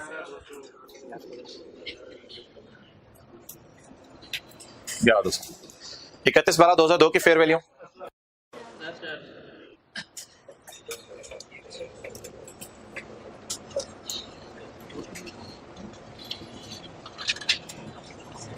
Gain slash loss as on. यार ये ना अब थोड़ी सी टेंशन चाहिए आपकी। ये जो मैं फिगर निकालने लगा हूं ना, इससे मैंने एंट्री नहीं करनी। ये जो गेन लॉस होने ना, ये एज ऑन टाइप होने, फर्दर ये टाइप नहीं होना। ये गेन लॉस एज ऑन होने। जरा सारे अटेंटिव रहिएगा। क्या ये 10647 सारी एडजस्टमेंट्स करके एज ऑन बैलेंस है? और क्या ये वाली 2 एडजस्टमेंट करके ये भी एज ऑन बैलेंस है? ये भी एज ऑन फेयर वैल्यू है, ये भी एज ऑन फेयर वैल्यू है। तो एज ऑन कैरिंग अमाउंट को एज ऑन फेयर वैल्यू से कंपेयर करूंगा तो एज ऑन गेन या लॉस आएगा, एज ऑन कैरिंग अमाउंट को एज ऑन फेयर वैल्यू से कंपेयर करूंगा तो as on type gain loss आएगा। ठीक है जी, तो ये गेन लॉस आया करना है एज ऑन। अब पता देख लेते हैं गेन आ रहा है या लॉस आ रहा है। 10 वाली चीज 11 पे चली गई, क्या आ रहा है? कैलकुलेटर अब होने चाहिए आपके हाथों में। 5 भाईजान इसके साथ लिखा करना है आपने कि ये क्या है। प्लस माइनस के चक्कर में नहीं पढ़ना पेपर में, वो जरा कंफ्यूजिंग हो जाएगा। आपने कैलकुलेटर से लिख दिया, आपने अंग्रेजी में लिखा करना साथ, प्लस माइनस के चक्कर में ना पढ़िएगा, कंफ्यूजिंग हो जाएगा। अच्छा जी, ये क्या आ गया? गेन। 10 वाली चीज 11 पे चली गई, 10.2 वाली चीज 10.4 पे चली गई। एक लॉस कहां से आ गया शहजादे? 10.2 की चीज 10.4 पे चली गई। 120 का डन।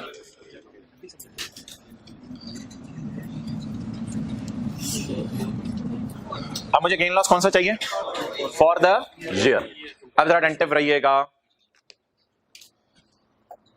आज तक का गेन कितना है? बड़ी टेंशन चाहिए भाई, यही तो फिगर इंपॉर्टेंट है। इधर आपने क्या कमाल किया है, एफवीज लिखी है, डिफरेंस निकाल दिया।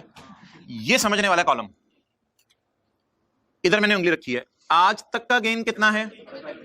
कोई पुराना गेन, ये उंगलियों के इशारे देखने आपने। इधर मैंने गेन निकालना है इस साल का। आज तक का गेन कितना है? कोई पुराना गेन, तो जो गेन आज तक का है वो फिर इसी साल आया है, तो इसके साथ क्या लिखूं? 553 का, जिसकी एंट्री मैंने अभी इधर करनी है। आप अटेंटिव हो जाए। आज तक का गेन कितना है? 100। आज तक का गेन कितना है? 100। इससे कंपेयर नहीं करना, इससे। आज तक का गेन कितना है? पुराना गेन एज ऑन। क्या मैं कह सकता हूं ये बीडी गेन है, ये सीडी गेन है, ये ब्रॉड डाउन गेन है, ये कैरी डाउन गेन है? अच्छा, अब गेन कम हो रहा है तो इसका नाम क्या रखूं? और वैसे भी देखें यार, फेयर वैल्यू गिर गई है बेचारी, फेयर वैल्यू तो गिर गई है चीज की। तो gain BD, gain carry down, gain brought down, gain carry down. Gain कम हो रहा है, इसका नाम अंग्रेजी में क्या रखूं? गेन कम हो रहा है। लॉस, कितना लॉस आया? इन दोनों का डिफरेंस 433, इसका नाम लॉस। जी दिमाग की फिरकी घुमाई है, दोबारा देख लें, आसान सी चीजें हैं। पहले क्या आया भाईजान? Carrying amount. फिर सवाल से क्या उठा ली? Fair value. ये चीजें एज ऑन टाइप हैं, तो गेन भी किस टाइप का आएगा? As on type. पहले जरा तरतीब से चलें। 10 वाली चीज 11 पे जा रही, गेन डन। अच्छा, 10.2 वाली चीज 10.4 पे जा रही, 120 का गेन। ओके, अब मुझे गेन जिससे मैंने जर्नल एंट्री करनी है for the year type gain loss चाहिए। तो फॉर द ईयर कैसे निकलेगा, इसके लिए जरा देखते रहिए उंगलियों पे इशारे। मुझे गेन इस साल का चाहिए, कोई पुराना गेन, तो जो गेन आज तक का है वो फिर इसी साल आया है। मुझे गेन इस साल का चाहिए, आज तक का गेन कितना है?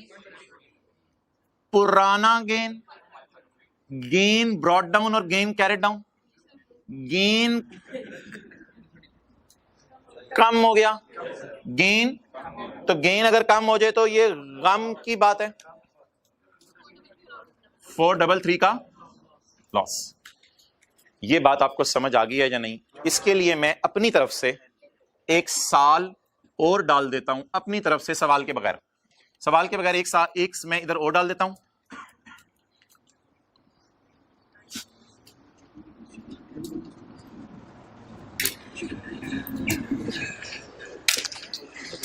$140 का गेन है। इधर उंगली रखें, इधर उंगली रखें। BD gain, CD gain carry down, broad down gain और कैरी डाउन गेन, ये तो गेन बढ़ गया गेन। तो इधर मैं क्या लिखूंगा? 20 का गेन। क्लियर? ये मैंने ज्यूम किया 140 गेन, मैंने ज्यूम किया था 140 गेन। डन। चलो यार, अब इसकी ना जर्नल एंट्री किया करेंगे, इसकी जर्नल एंट्री किया करेंगे। गेन रिकॉर्ड करने की एंट्री टाइम इन्वेस्टमेंट इन डिवेंचर्स डेबिट कितनी? 553। और फेयर वैल्यू रिजर्व भाईजान ओसीआई में लेके जाने हैं। फेयर वैल्यू रिजर्व ओसीआई में कितना?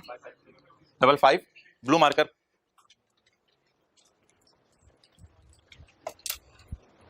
Blue marker. हाँ जी, बैलेंस बता दें फेयर वैल्यू रिजर्व का। बोले बोले बैलेंस एज ऑन 553 क्रेडिट। ये बैलेंस शीट में जाना है ब्लू वाला, ये बैलेंस शीट में जाना है। वो बातें तो याद है ना पुरानी वाली। चलो जी, अगली एंट्री बोले लॉस आ रहा है। लॉस आ रहा है तो लॉस आने से इन्वेस्टमेंट्स क्या हो जाएंगी, बढ़ जाएंगी, कम हो जाएंगी? आसान सी एंट्री, उल्टा दें इस एंट्री, लॉस की entry. Fair value reserve in OCI debit for the year कितना लॉस है? फेयर वैल्यू रिजर्व डेबिट और इन्वेस्टमेंट इन डिवेंचर, क्योंकि नुकसान हो गया, इन्वेस्टमेंट्स कम हो गई। 433। चलें बैलेंस अब निकालना है, जो बैलेंस शीट में जाना है। हिम्मत करवाएं, बैलेंस क्रेडिट कितना था पड़ा हुआ? 553। डेबिट कितना पड़ा वर्सेस क्रेडिट पड़ा हुआ था 553 का, इसमें डेबिट पड़ा 433 का। वही 120 का, वो एज ऑन टाइप निकला है ना, एज ऑन, ये 120 गेन निकला है एज ऑन टाइप। तो आज तक का गेन कितना निकला? क्रेडिट निकला 120। अब जरा देखिएगा उंगलियों के इशारे, ये 3 कॉलम नहीं डले, ये 3 कॉलम नहीं डले, और ये एंट्रीज हैं, ये पहले साल, ये अगले साल, बाकी सारा तो वही है। खुला टाइम बच गया, 15 मिनट बच गए तीसरे मॉडल के लिए। हाँ जी भाईजान, बैलेंस शीट P&L बनवाएं।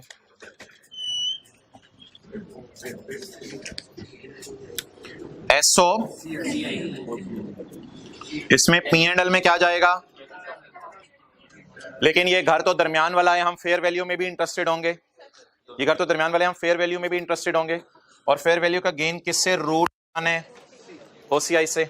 फेयर वैल्यू का गेन भी आ सकता है और लॉस भी आ सकता है 2002 2001।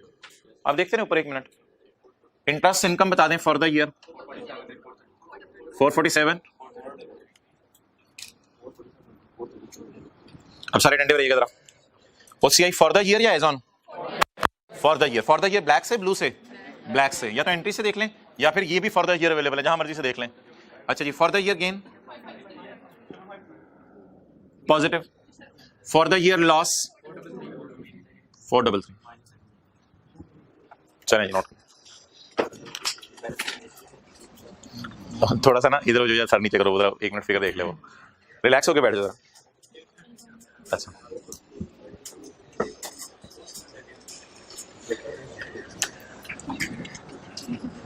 Statement of financial position.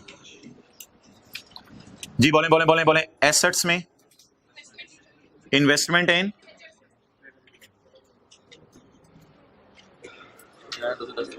बताएं बताएं बताएं बताएं बताएं। एग्री करते हैं बैलेंस शीट में ये फिगर जानी है।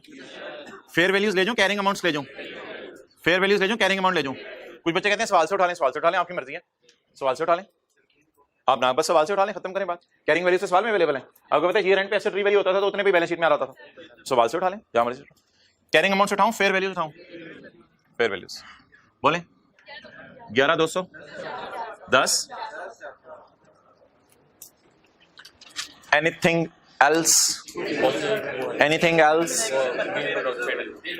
एज ऑन टाइप जाएगा कहां पे? इक्विटी में। इक्विटी, इक्विटी शेयर कैपिटल्स वगैरह मैं नहीं लिख रहा, चलें शेयर कैपिटल लिख देता हूं एक। Fair value reserve, fair value reserve. Credit 553, तो क्रेडिट तो खुशी की बात है, बस 553 ऐसे लिखना है। नेगेटिव 120 नहीं, प्लस 120, प्लस 1, ये भी खुशी है। एज ऑन तो खुशी है ना, एज ऑन तो खुशी है ना, तो वेरी इजी। ऑल प्रेजेंटेशन क्या? हाँ वहां से उठा लें ऊपर से।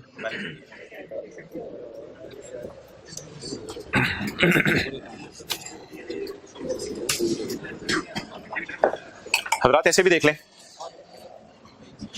एज ऑन हजरत वाला एज ऑन बैलेंस शीट में चला गया, और फॉर द ईयर ओसीआई में, P&L में नहीं, एसओसीआई के अंदर ओसीआई में चला गया। Done.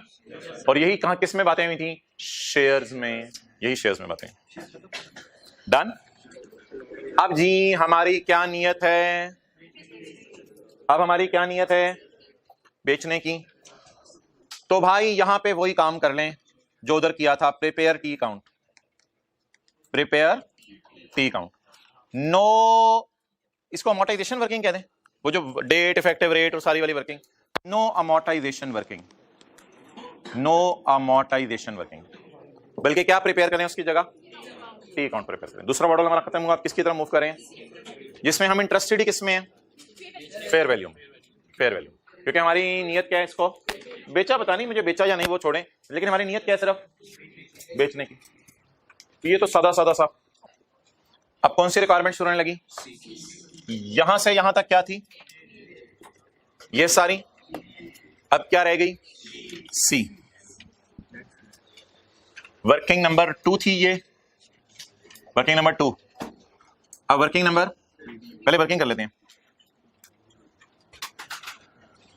Investment in debenture, investment in debenture. मेरे भाई मुझे बता दें, परचेज प्राइस पे, बातें गौर से सुने, परचेज प्राइस पे रिकॉर्ड करूं या P&L मॉडल में ट्रांजैक्शन कॉस्ट डाल के रिकॉर्ड करूं? 10,500 पे रिकॉर्ड करूं या ट्रांजैक्शन कॉस्ट डाल के रिकॉर्ड करूं? 10,500 पे। 10,500 यकम जनवरी 2001 परचेज प्राइस बोले, छोटा सा ब्रैकेट में लिख लीजिएगा परचेज प्राइस, फेस वैल्यू नहीं, परचेज प्राइस लिख लीजिएगा, पेपर में ये चीजें परेशान करती हैं। परचेज प्राइस कितना हो गई? 10,500। शेयर्स में याद है बस ईयर एंड की फेयर वैल्यू देख लेते थे, कोई अमोर्टाइज इंटरेस्ट में, तो इंटरेस्ट में तो हम इंटरेस्टेड ही नहीं, आ गया तो और बात है, तो इसलिए बस फेयर वैल्यू से पता चला है। पहले साल के एंड पे फेयर वैल्यू, दूसरे साल के एंड पे 10,400। खरीदा कितने का था? पहले साल के एंड पे बल्ले ही बल्ले, पहले साल के एंड पे बल्ले ही बल्ले, और दूसरे साल के एंड पे कल्ले ही कल्ले। तो 31/12/1 को बता दें फेयर वैल्यू 11,200। बताएं जी 10,500 वाली चीज कितने पे चली गई? बल्ले ही बल्ले। P&L में डाल दें, फेयर वैल्यू गेन कहां डाल दें? कितना?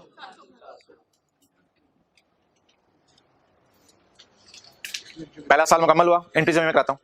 मैं नॉट अ गुड। ओके, अच्छा, कैरी डाउन को क्या बनाएं? Brought down. ये तो बड़ा मजे का मॉडल है, इसको एंजॉय करें। यकम जनवरी 2002 BD 11,200 और CD 10,400। वापस आ जाए 10,400। 31/12/2002 कैरी डाउन लॉस भाई, फिर हमारे 800 का लॉस, लॉस सा निकलवाएं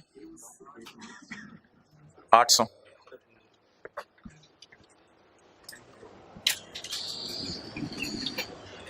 एंट्रीज भी करनी है खुले दिल से और तंग दिल से, नीचे बैलेंस शीट और P&L भी बनाना है, तो एंट्रीज करवाते हैं भाई।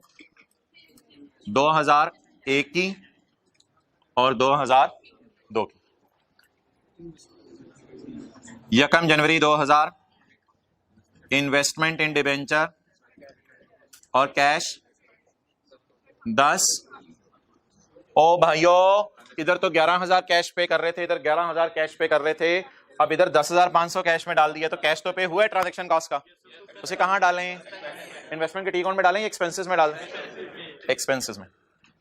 यकम जनवरी 2001 बोले एक्सपेंस डेबिट कैश क्रेडिट, ये 500 की ट्रांजैक्शन कॉस्ट आ गई। डन। साल के आखिर में इंटरेस्ट मिलेगा, उसे इनकम में डाल दीजिएगा। तोहफा है, एक तरह का तोहफा है, आपकी नियत इंटरेस्ट कमाना नहीं है, लेकिन मिलेगा जरूर। अब आपने डिवेंचर रखें या ना रखें, इंटरेस्ट यानी रखेंगे ही, तो डिवेंचर आपके पास पड़े होंगे, नियत बेचने की है, बेचे नहीं अभी, नियत बेचने की है, बस अच्छी प्राइस लगने की दे रहे हैं, नियत हमारी बेचने की है, लेकिन अभी नहीं बेच रहे हम, तो इंटरेस्ट आ गया खड़े खड़े, तो इंटरेस्ट आ गया तो यहां कूपन रेट पे इंटरेस्ट इनकम में जाएगा, क्योंकि यहां तो इफेक्टिव इंटरेस्ट हम निकाल ही नहीं रहे, हमारी नियत ही नहीं इनको रखने की थी, वो तो रखी जा रहे हैं बेचारे, बिक ही नहीं रहे, पता नहीं। तो इधर इंटरेस्ट P&L में इफेक्टिव रेट वाला नहीं जाएगा, इधर इंटरेस्ट पी एंड एल में कौन सा जाएगा? कूपन, क्योंकि अमोर्टाइजेशन शेड्यूल तो मैंने कहा था बनाना ही नहीं। Prepare T count no amortisation working, और इस मॉडल में इंटरेस्ट पी एंड एल में जाएगा एट बोले कूपन रेट। अभी आपको पता है ऑब्वियसली इन द एंड मैं कोई डब्बा दिखाऊंगा जिसमें तीनों की ट्रीटमेंट्स लिखी होंगी, तो ये नहीं होगा कि वो इतनी चीजें होगी जो कौन सी चीज कहां डालनी है, उस तरह डब्बा उधर भी देखा था ना हमने। तो अभी इन द एंड को डब्बा देख लेंगे जहां सारी बातें लिखी होंगी। चलें जी। अच्छा वैसे बता दें इफेक्टिव रेट में क्यों नहीं इंटरेस्टेड मैं, क्योंकि मैंने तो लिया है इसको किस लिए, बेचने के लिए। तो इंटरेस्ट तो रिकॉर्ड करें ना, मिलेगा साल के आखिर में 31/12/2001 कैश डेबिट। हाँ ये ऐसा इंटरेस्ट है जो सीधा कैश में चला जाता है, इसको आपको इन्वेस्टमेंट इन डिवेंचर भी डेबिट करने की जरूरत नहीं, ये बस तोहफतन ऐसे ही मिल गया, इसको सीधा कैश में डाल दे, बारों बार आया कमाया इकट्ठा कर दे, आया कमाया इकट्ठा कर दे, अलग अलग करने की जरूरत नहीं, एंट्रीज डन। तो ये वाहिद ऐसा इंटरेस्ट है जो इन्वेस्टमेंट इन डिवेंचर में नहीं डालना, बस सीधा इंटरेस्ट मिला इनकम में डालें, जो इंटर की क्लास में एंट्री पड़ी थी। अच्छा जी कितना है, 10,000 पे कितना हो गया 800, 10,000 पे 8%, 800। अच्छा भाईजान अब इसे 700 रुपए की एंट्री बता दें, इन्वेस्टमेंट इन डिवेंचर और पी एंड एल क्रेडिट, वही जो शेयर्स में एंट्रीज की थी, investment in debenture debit, P and L credit या फेयर वैल्यू गेन क्रेडिट, कितना जाके याद कीजिएगा, रिवाइज कीजिएगा, ये वही सारी एंट्रीज हैं शेयर्स वाली। देखें इधर कैसे शेयर खरीदे थे, शेयर पे ट्रांजैक्शन कॉस्ट दी थी, शेयर पे डिविडेंड मिला था, cash debit dividend income credit, और साल के एंड में महंगे हो गए थे। 100% शेयर्स वाली एंट्रीज है। डिविडेंड की जगह सिर्फ क्या मिल रहा है, अगले साल खरीदेंगे, डिवेंचर खरीदेंगे, कुछ मुंह हिलाएं बैठे नहीं, अगले साल ट्रांजैक्शन कॉस्ट देंगे, अगले साल इंटरेस्ट मिलेगा, अगले साल महंगे या सस्ते होंगे। तो 31/12/2 को क्या एंट्री करेंगे, कैश डेबिट 800 कूपन रेट में मिलेगा, डन। और बोलें 31/12/2002 पी एंड एल या डेबिट या fair value loss debit, P and L debit, investment credit कितने से 800 से। भाईजान ये नजर आ रहा है हाथ यहां पे, यहां तक नजर आ रहा है, ये भी नजर आ रहा है, इन दोनों के सर तो नहीं नजर आ रहे, बाल तो नहीं उतरवाने की जरूरत, इनका थोड़ा सा सर नजर आ रहा है, इनको थोड़ा सा इधर करें, इनको इधर करें, डन।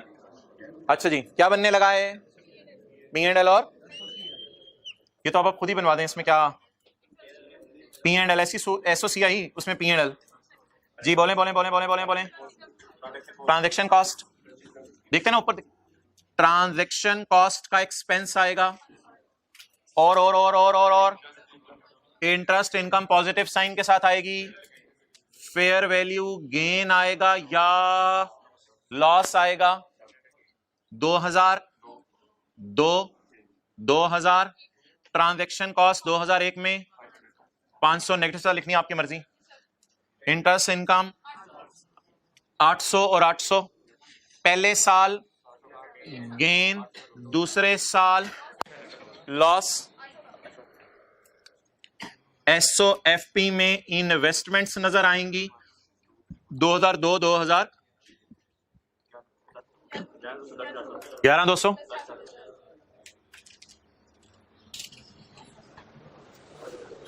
सवाल मुकम्मल हो गया।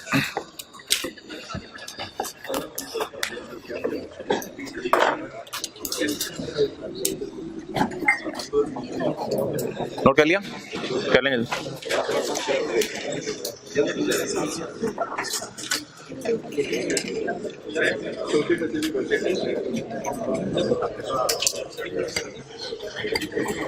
नजर आ रहे हैं?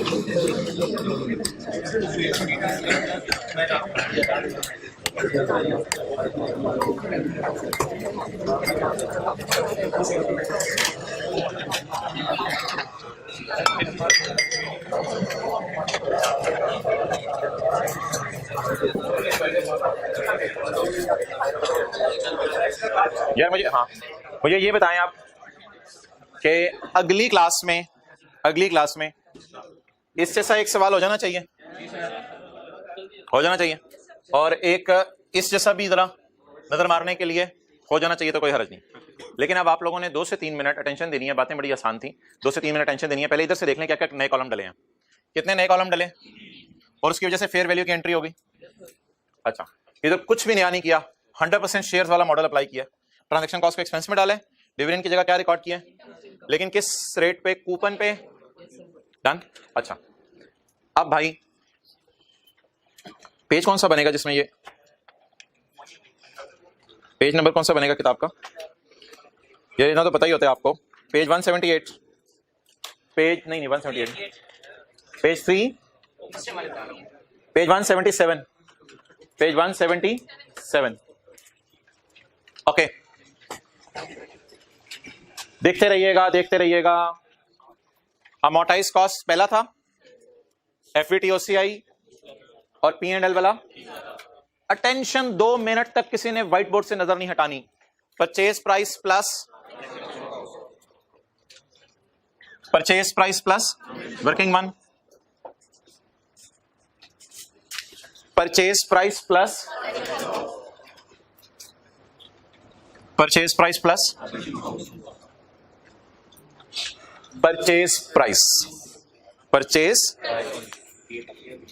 Price done. amortization calculation, amortization will not be, इधर लिख लें टी काउंट प्रिपेयर करना है, टी काउंट प्रिपेयर करना है। पेज, ओ हो यार, पेज तो 177।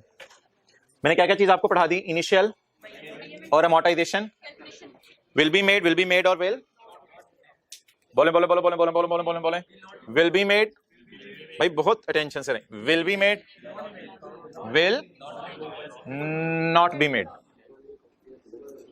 लेकिन यहां मेरे ख्याल से will be made में 3 कॉलम एक्स्ट्रा डाले थे, 3 कॉलम एक्स्ट्रा डाले थे, 3 कॉलम एक्स्ट्रा डाले थे, याद आ रहे, फेयर वैल्यूज के लिए। पहले वालों की ट्रांजैक्शन कॉस्ट, दूसरे वालों की और तीसरे वालों की एक्सपेंस आउट। इंटरेस्ट इनकम पहले वालों की, दूसरे वालों की, नॉमिनल को कूपन कर लेना, कूपन रेट। बता रहे हैं आप, जरा कंफर्टेबल फील कर रहे हैं? ओके, मेजरमेंट एट यानी बैलेंस शीट डेट के ऊपर, the date will appear at opening balance plus interest minus received is equal to closing, it will not be taken to, पहले वाला opening balance plus interest minus cash is equal to closing, और fair value ignore. मजा आ रहा है? मजा आ रहा है? Fair value will be ignored. The amortized cost calculation will be first made plus investments are revalued to with gain loss taken to done। ये दूसरा मॉडल। और तीसरा, the investments are revalued to with gain loss shown in P&L। the investment are revalued with gain loss shown in P&L। और ये मैंने आपको बताया हुआ, इसको काट दें, आखिरी कॉलम काट दें। डन जी। अब जाते जाते मेरे सवाल, पहले 2 मॉडल्स में कौन सा रेट, इफेक्टिव रेट पे P&L में जाएंगे, और तीसरे मॉडल में, पहला सवाल। दूसरा सवाल, फेयर वैल्यू अगर सवाल में गिवन हो पहले मॉडल में और दूसरे और तीसरे मॉडल में गिवन हो, यूज करेंगे। खत्म करो क्लास, कोई होमवर्क नहीं है।